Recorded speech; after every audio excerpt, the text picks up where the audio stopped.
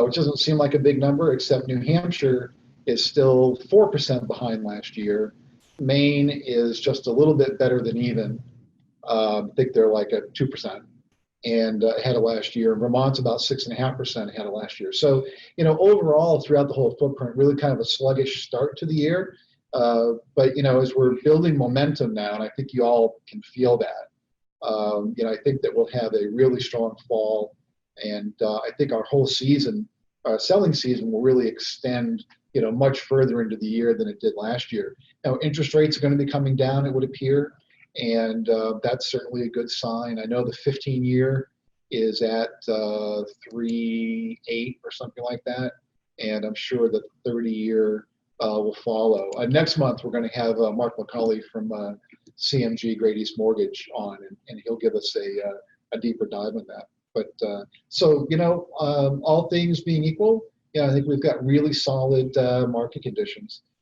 For listings year to date, we're ahead of listings year over year, not by much, but by a couple hundred listings. But quite frankly, almost all the markets are down in inventory. So being ahead just a little bit or being even ahead at all is really, a good thing and quite a testament, to the good work that you all are continuing to do. So that's a little bit on the market. Again, if you got any questions, just you can go ahead and just send them in through the chat function. So we have been sending out another survey and gotten great response. So thank you very much for taking the time to do that. And, one of the reasons why that's so important, okay, is that, this is our company. All of us have a vested interest in how well we do and the services that we provide and how we support everybody. So, this is the opportunity that we all have to help make our company better, because it is our company, right? We're all here working together and we all have a vested interest. So this is something that we're going to do on a continual basis so that we can really zero in on what people need.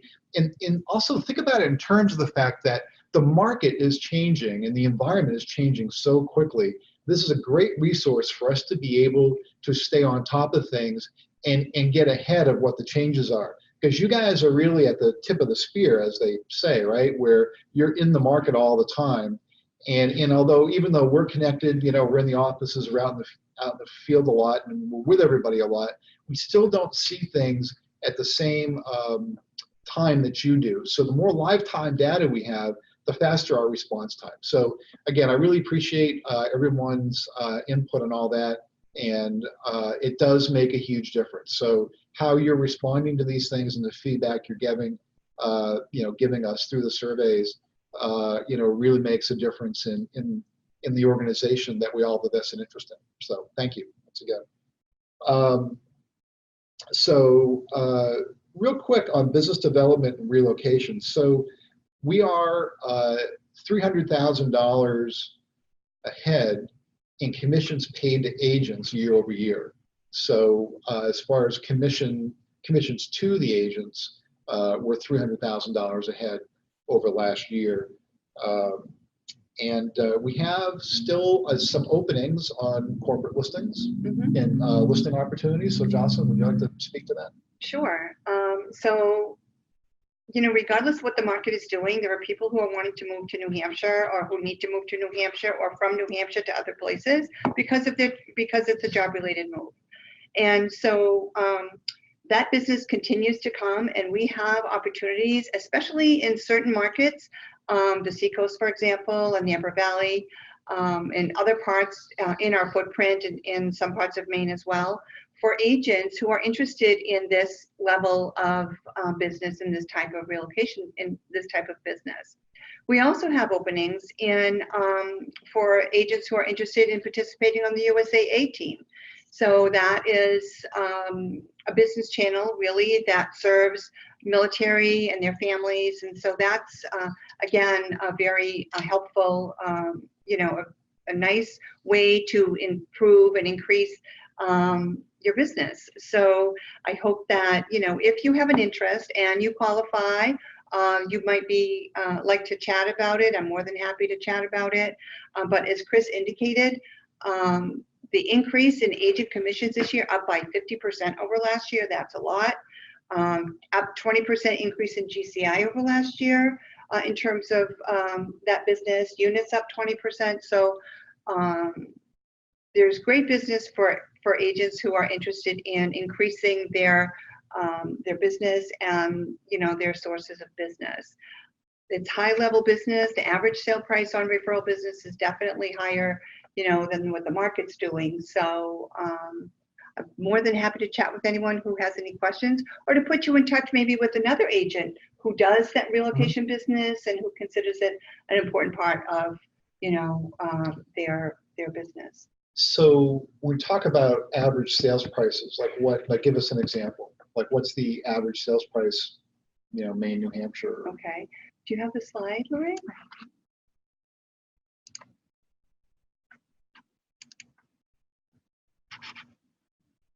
Keep talking. Well, so there's definitely the average sale price on corporate relocation in Maine, in New Hampshire, for example, is well over $400,000. And, the average, I don't have the numbers all exactly in my head. It's a significant difference. We did have it available. I'm having a little trouble retrieving it right now. So, but it's significantly higher, especially in corporate relocation. And in the USAA numbers as well, the average sale price is higher. There we go. So we're looking at $450,000 average sale price for corporate relocation business in New Hampshire. And in Maine, we're looking at $305,000. And that, those are significant numbers, compared to what the market's doing. So if you look at the MLS in New Hampshire, for example, the average sale price in May 2019, $320,000. In our company's corporate relocation, average sale price $450,000. It's a huge difference. Of course, it is a huge difference. And the average sale price for everything that goes through our department, and that includes, not only referrals, but a lot of leads like Upcity, et cetera. So the average is $325,000. So there's opportunities for agents to increase their average price range, and would invite you to chat about it should you, have an interest. I mean, there's definite, qualifications that are expected from the clients that send us business, but we have great agents in this company who may not be aware that there are wonderful opportunities for them. Yeah, and you think about it in terms of how our plan, as we went from last year to this year, was to widen the opportunities for people to participate in this business. And even though there's a referral fee on it, with a higher average sales price and you being paid at your split, the economics of it are still very advantageous for people. And the whole plan, going into this year was to be able to open that up so more people could participate. And we've got more people participating in it, but we still are kind of undersubscribed for some of our corporate listing environments. And those are such great customers because they're mostly coming from out of state. They're perfectly poised to provide more referral opportunities for friends and other people coming in. You take a corporate listing, you have a sign on the lawn, and in average, relatively high average sale price neighborhoods. I mean, that leads to other business that is unencumbered by referral fees. So it makes it nice. You do a great job with someone coming in from out of state on a corporate relocation. They tell their friends, they tell people at work how great you were. So it always leads to future business that's unencumbered by referral fees. And I think that we have a lot of our top agents here at the Masiello Group who've done relocation for many, many years. And continue to do so. Exactly. One of the when you look at a lot of the top agents, it's one of their keys to success is that they're very smart about the business that they accept. And because this business has a higher average sales price and, a slightly more affluent clientele, that they'll take this business and they'll merge it into their existing book of business. I'll talk about actually that in just a second, but that's cool. And one other thing too, if I can just thank Jocelyn and her team for doing such a great job of expanding the opportunities that we have. We've got more accounts now than we've had in prior years. and those are expanding. So, congratulations and thank you Well, for thanks. the great job you guys are doing and, providing opportunities for everybody. Well, you know what? I have a really great team. You I do. really do. I have, those folks in our department, Cindy, Diane, Carol, they're really committed to, the work that they do, and they just love working with everybody. So Yeah, it's interesting because we all work together every day and we kind of forget, but Jocelyn herself is nationally recognized for the work that she does and has been national chair of a number of committees and relocation groups, and the department is nationally recognized, and that's also part of the good work that you guys are doing. So, right. nationally, we're really well respected, and that's one of the reasons why we're the broker of choice in many cases in our footprint. Yeah. So because of the collective work, and that's kind of a good segue into CRM. So whether I'm doing breakfast meetings or just out in the offices talking to people, it inevitably becomes a conversation about, what's going on with, Zillow zip codes or Realtor.com zip codes. You're starting to see more anecdotal evidence about companies making the same decision that we made to not renew the preferred relationship with Realtor.com. That's becoming a pretty standard decision now across the footprint, across the country. I'm sorry. But, as it relates to zip codes, regardless whether it's Zillow or Realtor.com or where it comes from, the zip code costs are going up. Now, I want to be careful about this, right? Because I'm not saying don't do it, because I think, there's still good business reasons why you'd want to do, why you'd want to continue to buy zip codes. I think no differently than why you'd want to take on, business development activities. But I look at it in terms of balance. So the cost of zip codes is going up, right? We're hearing that in the footprint. We're hearing that nationally. We're hearing that they might also include referral fees at some point. So I'd be aware of that. And again, if it's working for you and you're measuring it, so you know what you're getting for sales and what you're getting and what vis-a-vis what your costs are, that's good business. So just keep your awareness up on that. But look at your CRM, okay, as a balancing tool, because you guys do such a great job, right? 98%, right, of your customers said they would refer you to friends and family. That's a huge number.